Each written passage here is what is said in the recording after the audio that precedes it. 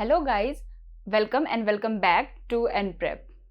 बहुत सारे बच्चों का हमारे पास कमेंट आया था कि आप please ma'am step by step आप डैफ का फॉर्म एक बार बता दीजिए। तो आज मैं इसी के बारे में आप सभी के साथ डिस्कस करने वाली हूँ कि डैफ का फॉर्म को स्टेप बाय स्टेप किस तरीके से फिल करना है। फाइन, तो स्टार्ट करते हैं हमारा वीडियो। सबसे पहले हमारे पास जो वेबसाइट है वो कौन सी है, www.upsc.gov.in। हमें इस वेबसाइट पे जाना है और क्लिक करना है। जैसे ही हम इसको क्लिक करेंगे हमारे पास ये वाला पेज ओपन हो जाएगा जो कि है यूनियन पब्लिक सर्विस कमीशन की। इसमें सबसे पहले जो नोटिफिकेशन आ रखा है ये है DAF for nursing officer in employ state insurance corporation 2024, यानी कि ये हमें फिल करना है। जिन भी बच्चों ने क्लियर कर लिया है अपना written exam, they need to fill that DAF form. Okay, अब यहाँ से जैसे ही हम इस पे क्लिक करेंगे हमारे पास सेकंड पेज ओपन हो जाएगा जिसमें कि step of applicant, registration, already registered, verification and dashboard, ये पूरा का पूरा विंडो आपके सामने ओपन होगा। फाइन, अब यहाँ पे आप सभी ऑलरेडी रजिस्टर्ड है। क्यों? क्योंकि आप लोगों ने एग्जाम लिखा है। फाइन, तो यहाँ पे आप लोगों के पास ईमेल आईडी और मोबाइल नंबर है। आप जब email ID and mobile number यहाँ पे टाइप करेंगे आपके पास एक ओटीपी जनरेट होगा that you need to fill here, यानी कि आपके पास थर्ड कॉलम में एंटर ओटीपी एंड पासवर्ड है। ठीक है, आपको वहां पे अपना ओटीपी फिल करना है। ओके, इसके बाद आपके पास वेरिफिकेशन कोड आ जाता है जो कि उसके नीचे वाली लाइन में मेंशन है। फाइन, वो आप मेंशन, जैसे ही वेरिफिकेशन कोड आपने मेंशन कर दिया, अब इसके बाद आप लॉगिन के लिए प्रोसीड कर सकते हैं। Okay, then moving to the next. अब जैसे ही हम थर्ड विंडो पे जाएंगे, ऊपर वाले पोर्शन में हमारे डैशबोर्ड एंड सेकंड नंबर पे लेटेस्ट डैफ ये हमें नजर आएगा। ये जो लेटेस्ट डैफ है हमें इस पे क्लिक करना है। जैसे ही हम इस पे क्लिक करेंगे वैसे ही हमारे पास आएगा combined section officer grade B, जो हमारे किसी काम का नहीं है। हमारे काम का क्या होने वाला है? हमारे काम का होने वाला है nursing officer in employ state insurance, यानी कि जो सेकंड वाला है वो आपको फिल करना है। इसके अंडर क्या क्या है ये देख लेते हैं जरा। ये नोटिस 25/11/24 यानी कि 25 नवंबर 2024 को आई है। और कब ये कंप्लीट हो जाएगी, यानी कि इसकी जो बंद होने की तिथि है वो है 8/12/2024, यानी कि 8 दिसंबर 2024 को ये 5 बजे तक ये डैफ का फॉर्म कंप्लीट आपको फिल करना है। अदरवाइज आप इसे दोबारा फिल नहीं कर पाएंगे, पोर्टल क्लोज हो जाएगा। फाइन, देन नेक्स्ट आपके पास एक पोर्टल ओपन हो जाएगा जिसमें कि home, personal information, educational information, parental information, employ information, upload documents and final submission and log out, ये पूरा का पूरा एक लाइन आ जाएगा। अब इसमें आपको क्या करना है, गाइडलाइंस पढ़नी है। गाइडलाइंस एज सच कुछ इंपॉर्टेंट नहीं है, बट इसमें आपको मेक श्योर करना है कि आप जो भी इंफॉर्मेशन दे रहे हैं ये आप कंप्लीट दें और एक्यूरेट दें। फाइन, ताकि आपको बार बार चीज़ों को करने की ज़रूरत नहीं पड़े। इसके बाद हमारा स्टार्ट हो जाता है पर्सनल इंफॉर्मेशन। पर्सनल इंफॉर्मेशन के अंडर क्या क्या चीज़ें आती हैं ये हम देख लेते हैं। सबसे पहले आपको भरना है अपना रोल नंबर, इसके बाद आपको भरना है अपना नाम, इसके बाद अपना date of birth, then gender, then इसके बाद एड्रेस फिल करना है। एड्रेस में आपको लेन, पोस्ट ऑफिस जो भी आपके नियर बाय पोस्ट ऑफिस है आप वो फिल कर सकते हैं। आपके सिटी भर सकते हैं, state, district and pin code. Pin code बहुत इंपॉर्टेंट है, एक बार पिन कोड कंफर्म करके तब आप इसमें भरना। इसके अलावा जो भी इंपॉर्टेंट नीडेड सारी जो इंफॉर्मेशन है उन सब पे स्टार मार्क किया हुआ है। जितने भी पॉइंट्स पे स्टार मार्क किया हुआ है दैट इज इंपॉर्टेंट, अदरवाइज आपका जो फॉर्म है वो इनकम्प्लीट माना जाएगा। वो सारे स्टार मार्क्स आपको पूरे कंप्लीट करने हैं। फाइन, इसके बाद क्या है, आपका जो पोस्टल एड्रेस है, यानी कि जो फर्स्ट टाइम आपने भरा है आपका एड्रेस ऑफ कॉरेस्पॉन्डेंस और जो आपका परमानेंट पोस्टल एड्रेस है, क्या वो दोनों सेम है? अगर वो सेम है तो आपको यहाँ पे टिक करना है ना। राइट का यहाँ पे ऑप्शन दे रखा है और आपको यहाँ पे राइट करना है। इसके बाद आपके कम्युनिटी के रिगार्डिंग आपसे पूछा गया है कि अगर आपके पास ओबीसी सर्टिफिकेट है या एससी सर्टिफिकेट है तो ये सारी चीज़ें आपको यहाँ पे मेंशन करनी है, यानी कि कम्युनिटी में। देन इसके बाद क्या है, आपका सर्टिफिकेट नंबर, जो भी आपके सर्टिफिकेट पे आपका सर्टिफिकेट नंबर मेंशन होगा क्लियरली आपको यहाँ पे उसको फिल करना है। इसके बाद क्या है, डेट ऑफ इशू, किस तारीख को वो इशू हुआ था, है ना। मान लो कि अगर वो इशू है 22/11/2024, तो आपको वो मेंशन करना है। जिस भी अथॉरिटी ने वहां पे आपके सर्टिफिकेट पे साइन किया है, उनका वहां पे डेजिग्नेशन मेंशन होगा, आपको उस डेजिग्नेशन को वहां पे फुलफिल करना है। इसके अलावा क्या है, full address of issuing authority, आपका जो सर्टिफिकेट है उस पर पूरा एड्रेस मेंशन होता है, उस पर आपको एड्रेस, अपना रजिस्ट्रेशन का नंबर, ये सारी चीजें मिल जाएंगी। आपको वो सारी चीजें 1 बाय 1 यहाँ पे फिल करनी है। ओके, इसके बाद क्या है, इसके बाद है please state whether you belong to creamy layer और नॉट। ओबीसी वालों के लिए है ये, एससी और एसटी वालों का इसमें कोई लेना देना नहीं है कि अगर ओबीसी के क्रीमी लेयर से हैं या फिर नहीं है, तो आपको येस या फिर नो में आंसर देना है इसमें। इसके बाद क्या आ जाता है, इसके बाद आ जाता है name of the caste as mentioned in the community certificate. ठीक है, तो आपका जो कास्ट है वो क्या है, आपको वो मेंशन करना है। फॉर एग्जांपल किसी का ब्राह्मण है या फिर जाट है, तो आपको वो सारी चीजें यहाँ पे मेंशन करनी है। कौन से स्टेट से आप बिलोंग करते हैं, आपको वो भी मेंशन करना है सेलेक्ट स्टेट में जाके। इसके बाद आपको क्या करना है, आपको आपकी जो कास्ट है वो सीरियल नंबर में कौन से लिस्ट पे आती है, आपको वो भी मेंशन करना है। ये कौन से लिस्ट पे आती है, ये यहाँ पे मेंशन किया गया है सेंट्रल लिस्ट फॉर ओबीसी में। Fine, okay, so move on to the next. अब नेक्स्ट क्या है, मैरिटल स्टेटस, यानी कि मैरिड, अनमैरिड, ये सारी चीजें आपको यहाँ पे मेंशन करनी है। नेशनैलिटी मेंशन करनी है, सिटीजनशिप स्टेटस मेंशन करना है। जैसे हम सबको पता है कि हमारी सिटीजनशिप क्या है, इंडियन है ना, तो वो आपको मेंशन करना है। इसके अलावा होम टाउन हमें मेंशन करना है। ओके फाइन, नाउ अब इंपॉर्टेंट क्या है कि प्लेस ऑफ बर्थ। अब जैसे ये हो सकता है कि आप अभी एट प्रेजेंट जो आपका एड्रेस है वो राजस्थान का है, बट आप पैदा हुए थे दिल्ली में, तो जो भी आपका बर्थ सर्टिफिकेट में चीजें मेंशन है आप उसको फिल करेंगे। इस बिहाफ पे फिल नहीं करना है कि मैं वहां पे पैदा हुआ था या मेरा जन्म वहां हुआ था। जो भी आपके पास सर्टिफिकेट में मेंशन है आपको वही चीजें फिल करनी है। फाइन, तो आपने वहां का एड्रेस सारा फिल कर दिया, स्टेट, डिस्ट्रिक्ट को, पिन कोड, ये सारी चीजें आपको मेंशन करनी है। इसके बाद आ जाता है have you ever been recommended as PWD candidate in the examination conducted by the UPSC in the past. यानी कि यूपीएससी ने जो भी एग्जाम कंडक्ट करवाया है इसमें क्या कभी आपको PWD माना है उन्होंने, तो उसके लिए क्या है, सर्टिफिकेट कभी लिया होगा आपसे, तो आपको येस या फिर नो में इसका आंसर देना है। जो सेलेक्ट का ऑप्शन है उसको क्लिक करके।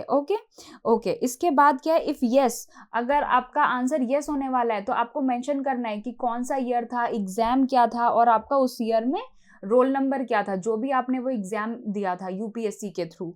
ओके, इसके अलावा यहाँ पे आपको उसके रिगार्डिंग डिसेबिलिटी सर्टिफिकेट जो अभी का आपने बनवाया है वो आपको अपलोड करना है। इसके नेक्स्ट वाले स्टैंजा में आपको क्या फिल करना है, इसमें आपको फिल करना है whether you are a PWD और PWD कैंडिडेट। आप PWD कैंडिडेट अभी हैं या फिर नहीं हैं, तो आपको येस या फिर नो में ये पूरा का पूरा फिल करना है। यहाँ पे आपका फर्स्ट यानी कि पर्सनल इंफॉर्मेशन वाला कंप्लीट हो जाता है। मेक श्योर करना है कि आपका मोबाइल नंबर, ईमेल एड्रेस, ये सारी की सारी चीज़ें आप केयरफुली भरें ताकि आपको चीज़ें रिपीट करने की ज़रूरत ना हो। ठीक है, और इसके अलावा आप इसमें सेव एंड कंटिन्यू करके नेक्स्ट स्टेप पे जा सकते हैं। ओके, तो नेक्स्ट स्टेप में क्या है, एजुकेशनल इन्फॉर्मेशन। एजुकेशनल इन्फॉर्मेशन में क्या क्या है, ओके देख लेते हैं। यानी कि सबसे पहले ये पूछा गया है कि आपने कौन कौन से एग्जाम पास किए, जैसे 10th का एग्जाम पास किया है, 12th का एग्जाम पास किया है, ग्रेजुएशन का किया है। इसके अलावा ये भी पूछा गया है कि कोई हायर क्वालिफिकेशन है क्या आपकी, अगर हायर क्वालिफिकेशन है तो आपको उसको यहाँ पे मेंशन करना है। देन नेक्स्ट क्या है कि उस क्लास में आपकी कितनी ग्रेड आई थी या फिर कितने परसेंटेज आए थे, ये सारी चीज़ें आपको मेंशन करनी है। इसके अलावा CGPA क्या था, उसमें मार्किंग कितनी थी, आपको टोटल मतलब 10th में सपोज किसी के 9 CGPA थी तो उसको कैलकुलेट करना पड़ेगा परसेंटेज में भी और मार्क भी। ठीक है, ये सारी की सारी चीज़ें आपको वहाँ पे मेंशन करनी है। इसके अलावा आपको मेंशन करना है ईयर ऑफ पासिंग। सपोज अगर किसी का 2015 था तो वहाँ पे आपको मेंशन करना है 2015। 12th का भी मेंशन करना है इसी तरीके से। इसके अलावा आपके पास कौन कौन से सब्जेक्ट थे जब आपने 10th में पास आउट किया था, ये सारी चीज़ें आपको मेंशन करनी है। कौन सा स्कूल था आपका, आपके स्कूल का नाम क्या था, ये चीज़ें आपको मेंशन करनी है। बोर्ड क्या था, CBSE था, ICSE था या फिर किसी यूनिवर्सिटी से था, तो ये सारी चीज़ें आपको 10th, 12th, ग्रेजुएशन या फिर जो भी हायर एजुकेशन है इसके रिगार्डिंग आपको यहाँ पे मेंशन करना है। इसके बाद हमें यहाँ पे अपलोड करना है हमारा नर्सिंग रजिस्ट्रेशन सर्टिफिकेट, जो कि स्टेट काउंसिल से वेरीफाई होनी चाहिए, यानी कि स्टेट नर्सिंग काउंसिल में हमारा प्रॉपर रजिस्ट्रेशन होना चाहिए, जिसमें हमारा RN RM नंबर होता है। वो नंबर को हमें यहाँ पे फिल करना है, और जो सर्टिफिकेट है उसको भी यहाँ पे अपलोड का ऑप्शन बाद में है ना। अब आप कौन कौन से लैंग्वेजेस बोल सकते हैं ये आपको मेंशन करना है। आप कौन कौन से लैंग्वेजेस को पढ़ सकते हैं, एग्जाम्पल आप हिंदी पढ़ सकते हैं, इंग्लिश पढ़ सकते हैं, गुजराती पढ़ सकते हैं, या फिर बंगाली पढ़ सकते हैं, मराठी पढ़ सकते हैं। ये सारी चीज़ें आपको मेंशन करनी है। अब आपको जितनी ज़्यादा चीज़ें आ सकती हैं आप उतने ज़्यादा यहाँ पे मेंशन कर सकते हो, है ना। इसके अलावा आप कितनी सब्जेक्ट को बोल सकते हो, यानी कि कितने लैंग्वेजेस को आप बोल सकते हो यहाँ पे, वो भी आपको मेंशन करना है। इसके अलावा आपने कौन कौन से एग्जाम पास किए हैं वो भी आप यहाँ पे मेंशन कर सकते हो। ये ऑप्शनल है, ये मैंडेटरी नहीं है, क्योंकि यहाँ पे स्टार मार्क नहीं है। जिन भी चीज़ों पे स्टार मार्क है वो सारी की सारी चीज़ें क्या है, मैंडेटरी रहने वाली हैं। फाइन। अब इसके पास हमारे पास आने वाला है पेरेंटल इन्फॉर्मेशन। पेरेंटल इन्फॉर्मेशन में क्या क्या रहने वाला है? पेरेंटल इन्फॉर्मेशन में name of father, name of mother, nationality of father, nationality of mother, यानी कि फादर और मदर कहाँ से बिलोंग करते हैं। इसमें एग्जाम्पल के तौर पे मैं से बता रही हूँ कि हो सकता है कि फादर इंडियन हो, या फिर मम्मी भूटान से हैं, या फिर नेपाल से हैं। तो ये सारी चीज़ें आपको वहाँ पे मेंशन करनी है कि नेशनैलिटी क्या है। अगर दोनों की इंडियन है तो आपको दोनों के इंडियन यहाँ पे मेंशन करना है। इसके अलावा आपके पापा का, यानी कि फादर पोस्टल एड्रेस क्या रहने वाला है, वो आपको मेंशन करना है। इसके अलावा यहाँ पे सेकेंड लाइन में लिखा हुआ है, check here if your mother postal address is same as correspondence address. किसी के डाइवोर्स है, या फिर कोई भी ऐसी अनफॉर्चुनेट कंडीशन हो सकती है, उस कंडीशन में यहाँ पर आपको जो एट प्रेजेंट मदर का एड्रेस है आपको वो मेंशन करना है, ठीक है। अगर सेम है तो आपको यहाँ पे सिर्फ टिक करना है और पूरा का पूरा एड्रेस आ जाएगा, और फिर आप नेक्स्ट स्टेप पे जा सकते हैं। नेक्स्ट स्टेप क्या रहने वाला है? नेक्स्ट स्टेप में आने वाला है फादर का प्रोफेशन। फादर का प्रोफेशन, मदर का प्रोफेशन। अगर पापा कॉर्पोरेट जॉब करते हैं या फिर गवर्नमेंट एम्प्लॉय हैं तो आप वो यहाँ पे फिल कर सकते हैं। इसके अलावा मदर के प्रोफेशन के रिगार्डिंग हाउसवाइफ, या फिर अगर सेंट्रल गवर्नमेंट के एम्प्लॉय हैं तो ये सारी चीज़ें आपको डिटेलिंग यहाँ पे फिल करनी है। ओके। अगर फादर इन सर्विस में है तो अभी एट प्रेजेंट उनका क्या डेजिग्नेशन है ये आपको फिल करना है। आपकी मदर की अभी क्या डेजिग्नेशन है, as a housewife, as a servant, as a employ, that you need to fill here. Fine. Then next we are going to move the annual income of your father. Father की annual income क्या रहने वाली है? मान लीजिए 10 लाख या फिर 8 लाख, ये आपको यहाँ पे मेंशन करना है। मदर की एनुअल इनकम क्या रहने वाली है? अगर किसी की मम्मी हाउसवाइफ है तो यहाँ पे आप 0 या फिर निल भी भर सकते हैं। ओके। इसके अलावा है state to which your father originally belong. मान लीजिए कि फादर काम के सिलसिले में राजस्थान रहते हैं बट ओरिजिनली बिलोंग करते हैं मध्य प्रदेश से, तो आपको यहाँ पे ये मेंशन करना है। ओके। और इसके रिगार्डिंग जो भी डिस्ट्रिक्ट है ये सारी चीज़ें सेम मदर के कंडीशन में भी यही है कि ओरिजिनली वो कहाँ से बिलोंग करते हैं। इसके अलावा आपकी फैमिली कितना प्रॉपर्टी पोजेस करती है, 5 एकड़ या फिर 200 स्क्वायर फीट, तो इसके रिगार्डिंग आपको येस या फिर नो में आपको यहाँ पे मार्क करना है। ओके। इसके यहाँ पे आपका सेव एंड कंटिन्यू लास्ट में आ जाएगा। आपको सेव एंड कंटिन्यू करके नेक्स्ट स्टेप की तरफ फॉरवर्ड करना है। नेक्स्ट स्टेप रहने वाला है एम्प्लॉयमेंट इन्फॉर्मेशन। एम्प्लॉयमेंट इन्फॉर्मेशन में सबसे पहले आपसे ये पूछता है कि वेयर यू एवर एम्प्लॉयड। आप क्या कभी पहले एम्प्लॉयड थे?